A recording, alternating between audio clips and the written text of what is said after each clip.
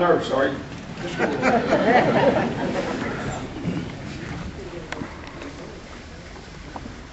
Beautiful plaque for your first place finish.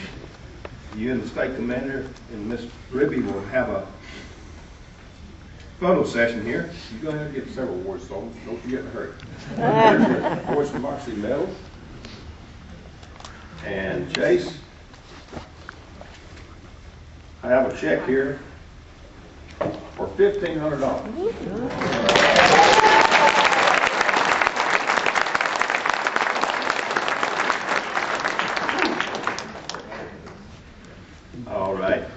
And Chase, along with that, there are some other awards. Like I said, this is our premier award, and I can't find the other doggone plaque. Trust me, you got another up here somewhere. There it is. This W.S. Doc Barker, I don't know how many of you remember Doc Barker, past state commander out of Maryville, Tennessee. Very active in the Voice of Democracy program back in his days. You know, of course, he is now passed on. But that was one of his cherished programs of the VFW, was the Voice of Democracy. And so, Chase, this award is presented to you also on behalf of the Doc Barker family and for your achievements. And we wish you continued success in all your endeavors.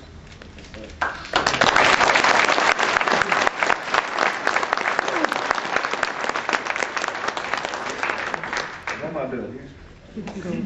Well, I don't know what you got. One more. We still got more coming. Here, I'll hold it. You go ahead and get up and film it. I'm good. Got something else here. David Doe, past state commander. He met his untimely death from Memphis, Tennessee. He met his untimely death in a tragic house fire. And like Doc Barker, this program meant so much to him also. And he established a scholarship fund. And this, Chase, is a $1,000 scholarship award to the school of your choice. All right.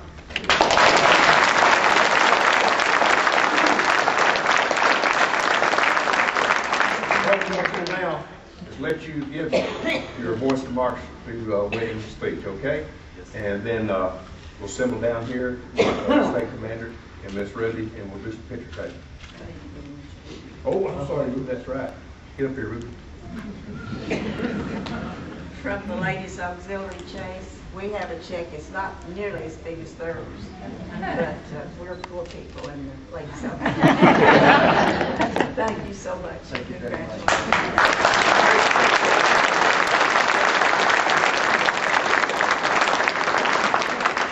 Well, I really enjoy getting 3 checks in one day. That's a lot more than I expected. Thank you very much. I'm very honored. And before I give it, I'd like to acknowledge my 2 grandfathers here, if they'd stand up. My paternal grandfather.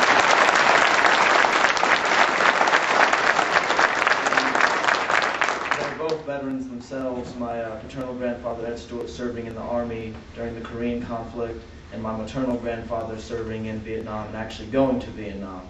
So they inspired me.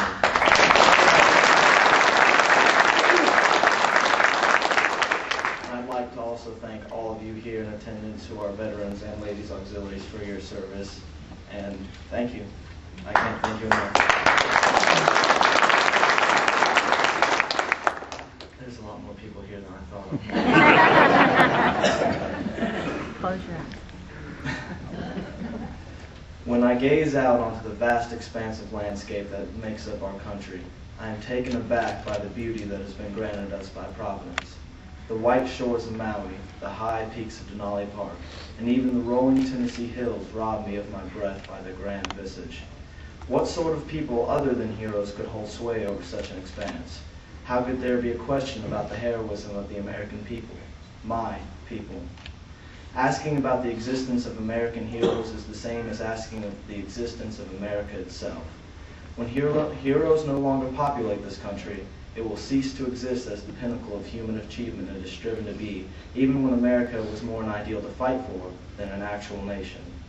There are those that say the United States no longer exudes any sort of heroism in these days of doubt and dark tides.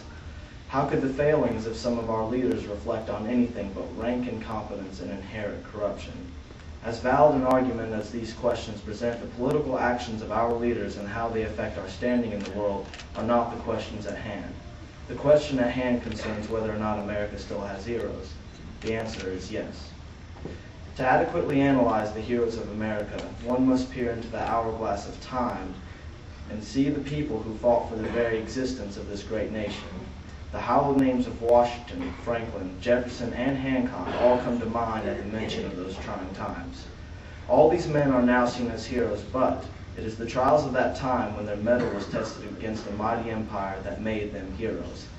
These men's success and even survival was uncertain during their infamous war for independence. The eventual success of their effort was not an assured thing, and this fact is what separates these men as true heroes.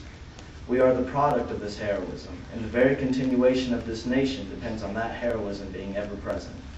We would not be saluting that Star-Spangled Banner were it not for the heroes we have today. The heroes we have today are not freedom fighters or great men of speech and political guile.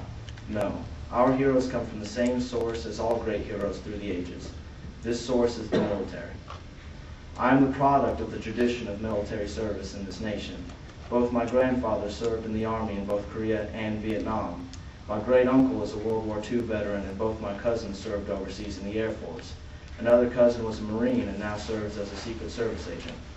All these men of my family heard the call of service and went without question into the white-hot furnace of war with the intention of defending this, the nation that gave them and their families freedom and prosperity.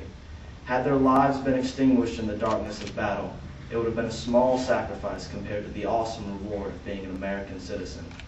Neither my cousin nor my great-uncle like to talk about their experiences in the military, but at a family reunion a few years ago, something sparked between them. I got an opportunity just that once to hear them compare their service in the Marines. My cousin, who stands 6'3", towered over the old man, but he was intent on listening to our uncle as he waxed on about his war and the struggle with the Japanese. This brief conversation was but a glimpse of the cherished service my family has given to the nation. But it is not only the service provided by my family, but by all members of the American military that provides for our freedom and happiness. These are our heroes, members of the American military.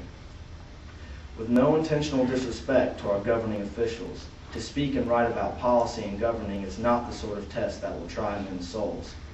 No senator leaves the Capitol bloodied and scarred from the battles of politics. This is not what heroes are made of. Heroes are the men of this time that willingly pick up arms in the defense of this nation. They are the ever-vigilant watch that protects this country and allows us to sleep in peace in the dark night. It is the men and women of this time willing to pick up arms. It is the men and women on the walls of defense that act as role models and examples for how this nation should be. Nobility, character, and courage are the traits exuded by our armed forces, which distinguish them as our nation's heroes. You ask if America still has heroes? I ask, when has America not had heroes? Our armed forces have been and will remain the ever-present example of American heroism. For as long as there remain men and women willing to stand and defend this nation from her enemies, there will always be American heroes.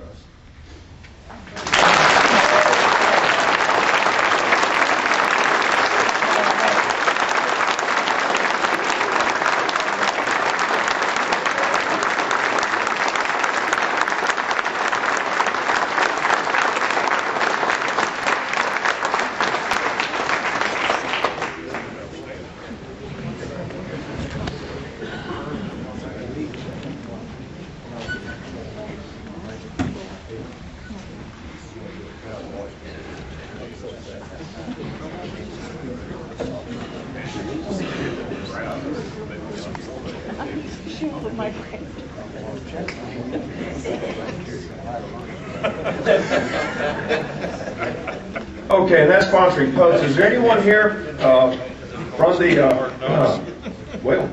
Cookville Post is sponsoring post? Do we have?